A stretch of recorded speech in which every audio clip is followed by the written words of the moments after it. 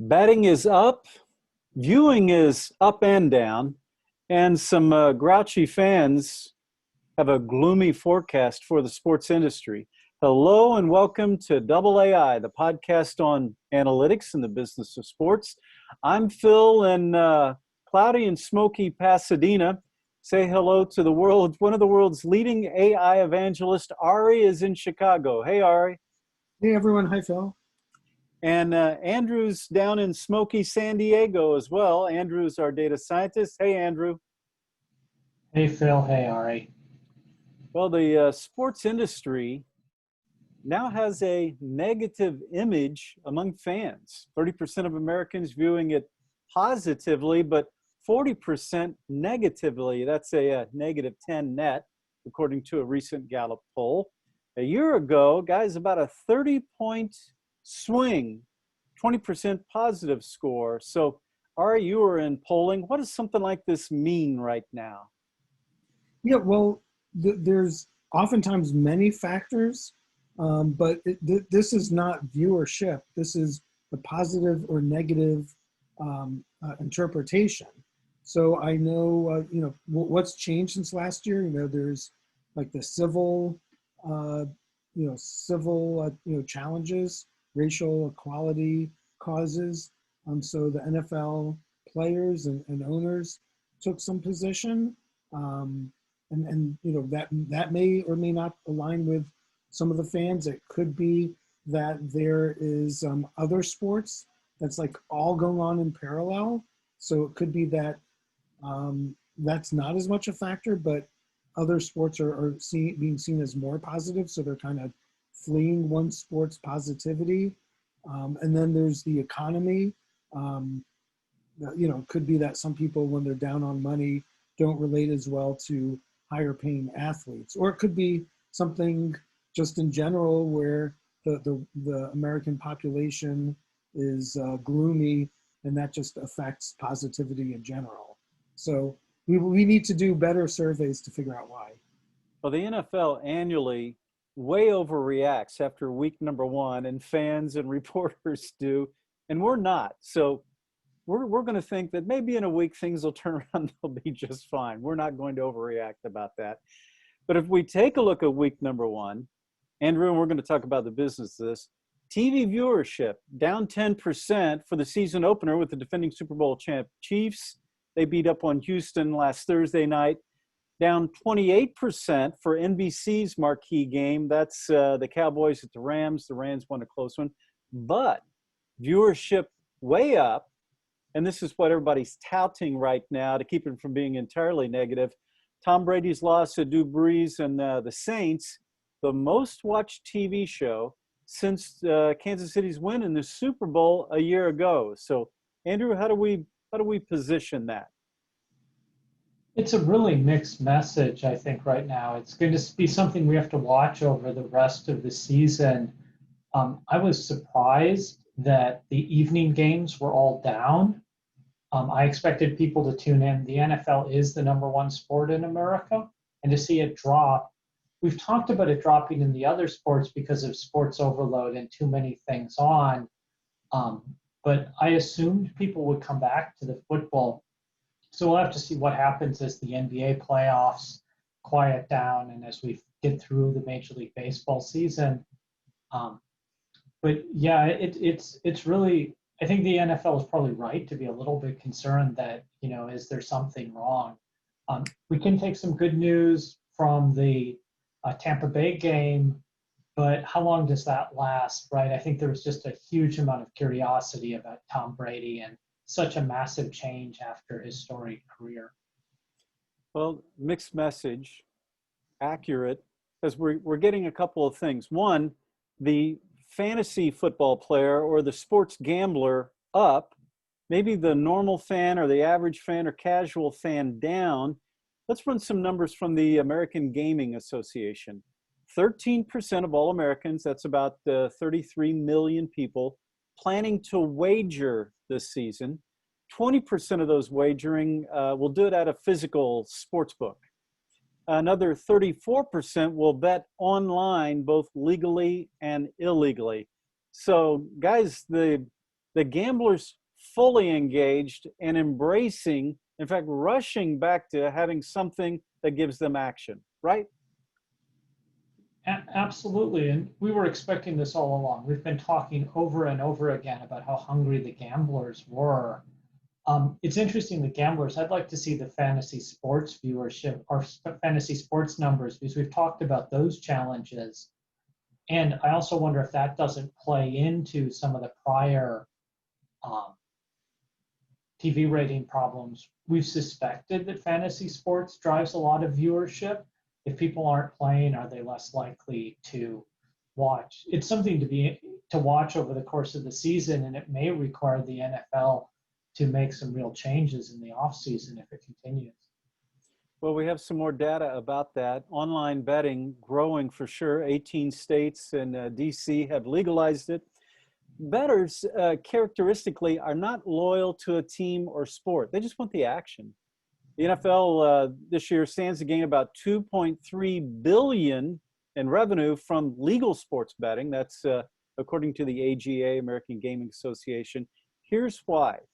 More than 40% of American adults, general fans, say they're less excited about this NFL season than last year. Okay, so that's a downer. But here's what's up. The amount bet on the opening weekend in the NFL about double last year. How do we make sense of that? Ari? Yeah, well, just hearing that, 40% of American adult fans are less excited. That is an incredible, no pun intended, game-changing amount of information. That's a huge drop, almost half. It's hard to get my head around that. Yeah, but where one aspect goes down and one aspect goes up, it is hard to put to decompose that. They're almost opposing levers. I just think we're in different times. It could be not having fans is one thing, although to be honest, I watched some of the games and was just as much into it with or without fans. It could be that just that, every single sport is playing right now, and the NFL is like the last one in the door. So people are just watching NBA playoffs and baseball pennant races. So the NFL was kind of, unless you're like the super duper duper fan, I had to choose NBA playoffs or NFL. And I, except for the day games, I chose the playoffs. Andrew, I'm sitting here looking over Ari's shoulder. SoFi Stadium is brand new, it's gorgeous. There are fans in this artist rendering. No fans on Sunday night. Made me wonder, boy, you only get one opportunity to do that, right? And there will be another one time, and the Rams will do it up big, the NFL will do it well. But what we're getting into is a separation somewhat right now. Separation right now. And the business of this bears that out. ESPN's reached deals with Caesars Entertainment and DraftKings. Caesars, an exclusive odds partner for ESPN. DraftKings exclusive daily fantasy provider. ESPN will earn, get this, they'll earn customer referral fees along with minimal revenue guarantees. The Caesars agreement will see that Caesars Sportsbook sponsor will sponsor ESPN's fantasy sports products. Trying to get this out there. I'm doing my homework. Caesars Sportsbook teams up with William Hill. ESPN recently opened a studio and a hotel Link, which is a Caesars property. We've tried to track this the last month to 2 months, just so that when we got to this point, we'd have an understanding of what's going on. And William Hill is proving to be the big dog. William Hill not only partners with ESPN, but partners with CBS, similar to the manner in which Yahoo partners with BetMGM. But Yahoo has one of the largest websites because it's so popular globally. Impressions globally are, I think, only second to just a couple of websites. They're a top 5 global presence. Those are big deals. So, summary, Andrew, NFL, ESPN viewership, they're really down, especially with the regular fan, not the gambler, not the fantasy. but both are embracing the sports bettor, and both are embracing the fantasy player right now. Yeah, absolutely. And I think there's some summarization we can do across all of this, because when we think about going back to some of the earlier things that you had mentioned, 40% of Americans are saying they're less excited. I think that's also tied into the drop in overall support for sports in general. And I think it plays into a wide variety of things. Ari covered a bunch of them, but I am sure the lack of the in-person fan experience is driving some of both of those. But I wonder if the other piece is the amount that was bet doubled, but only 13% of Americans are talking about betting on sports. There may be money at play, but this is a relatively small audience compared to the total population of sports fans. And one of the things I've always wondered, and I think we need to watch going forward, is how much does this embrace of the sports betting market impact the view of the regular fans, especially the non-betting fans? Does it begin to turn people off? Fair question. And we're tiptoeing into the college football, the bulk of the college football season this coming weekend. What we've seen over the last 2 weeks, just an appetizer. Major League Baseball is just 2 weeks away from the playoffs. Major League Baseball announcing they may allow fans, up to 10,000 fans, for World Series games, including families. World Series scheduled to start on October 20th, run for about a week. That at Arlington, Texas, in the Rangers' new ballpark. It's beautiful to watch games in that stadium. But Ari, there's more that's unfolding about Major League Baseball playoff plans as we record this on a Tuesday afternoon. Yeah, they, Tuesday morning, they finally announced, the cities that they were considering: Los Angeles, San Diego, and then the World Series in Arlington, Texas. And then, we were talking about the great fires and all the smoke challenges during our podcast. They postponed one of the games in California, Northern California, due to the smoke. And then they are announcing as a contingency, if it stays bad for the playoffs, that they'll possibly move from San Diego and or LA to Phoenix. And that was just like within like the half hour. So things are moving quickly. And that's another sad challenge in America right now, are these massive fires going on, affecting the games. Yeah. New York Mets announced a new owner. He's 64-year-old billionaire hedge fund manager Steve Cohen. New York guy, Mets fan. He currently owns 8% of the team. Expect changes, though. Probably change for the good in some regards. Since 2011, Mets have finished with a winning record only 3 times. Got to the World Series once and lost to the Royals back in 2015. But Mets are only 2 games out of the wild card as we start the beginning of this week. National League wild card be interesting. American League wild card really not as competitive. But guys, the surprise of the season, we thought it might be the American League Central, but and your Twins are right there, Andrew. But we have to go with Ari's Southsiders.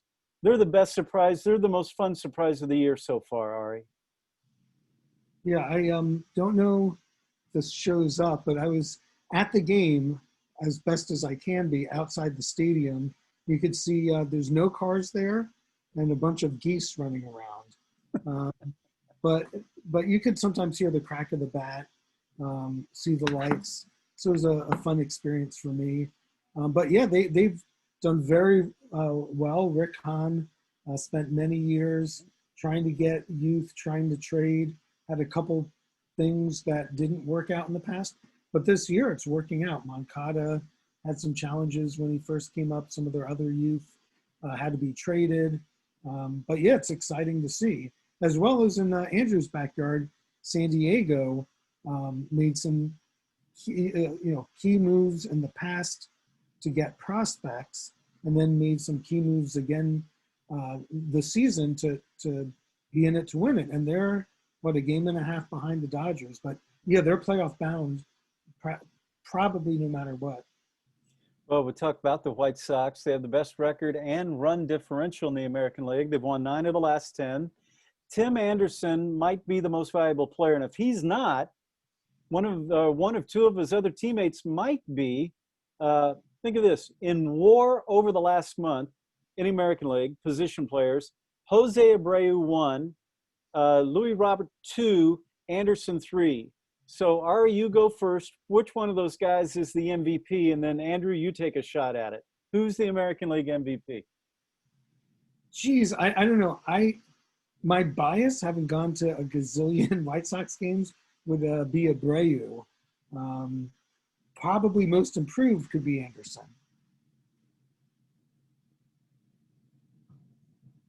What about you, Andrew? Of the three, I'd lean to Abreu. I think Nelson Cruz is in there, especially depending on what actually happens in the Central. The White Sox are a great story. They're a phenomenal team. But I'd also like to point out, we talk about the NFL not panicking at the beginning, but in a 60-game season, the White Sox did have a slightly easier opening than they will have a closing. They finished their games against the Tigers and the Royals. Whereas some of the other teams they're competing with still gets to play the Royals and the Tigers. So we'll see how that plays out, especially when we've got, to be fair, still an extremely tight three-way race for the Central. Well, guys, we get to split hairs over the next 2 weeks looking at the National League wild card. San Francisco Giants are the 8th seed. They have a losing record. 5 teams within a couple of games of the Giants is the last seed in the National League. In fact, if the playoffs started today, the Giants would be the 8th seed in the National League. Houston, 8th seed in the American League, both with losing records. That'd be interesting.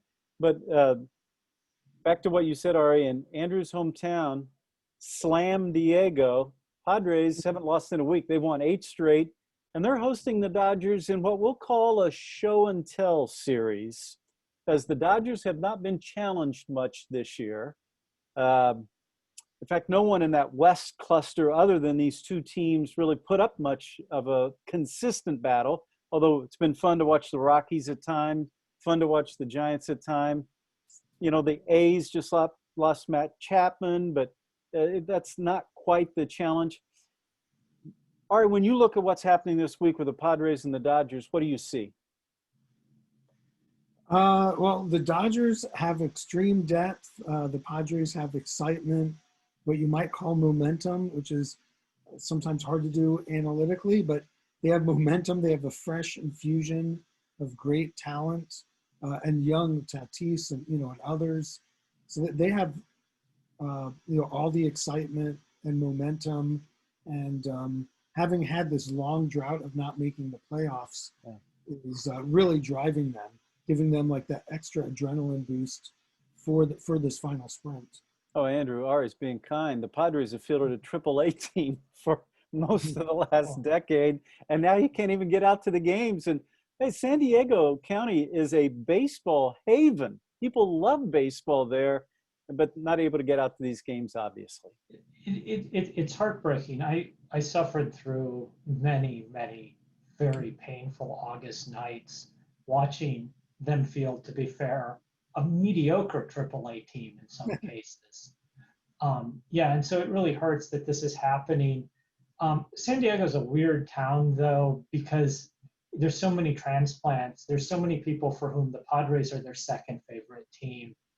So the Padres tend to be very much a bandwagon team, although under a normal year, the San Diego fans would be going insane. Yeah.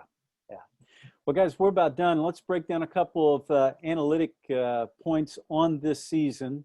One is about defensive shifting, and this is from Sports Information Systems blog. The team that utilized defensive shifting best this season, and we're going to break this down a couple ways, they've created the most cumulative value for positioning infielders, also called infield positioning, runs saved. Big surprise, it's the Seattle Mariners. That's from Sports Information Solutions. And then one player who's really hot and not getting much attention, you guys know how much I enjoy closing out our shows with someone that gets no attention whatsoever. Kansas City Royals shortstop Adalberto Mondesi unbelievable. He's the first player in the modern era of the game to record 4 games in a 6-game span with a home run and a stolen base in 4 of 6 games. Never happened before.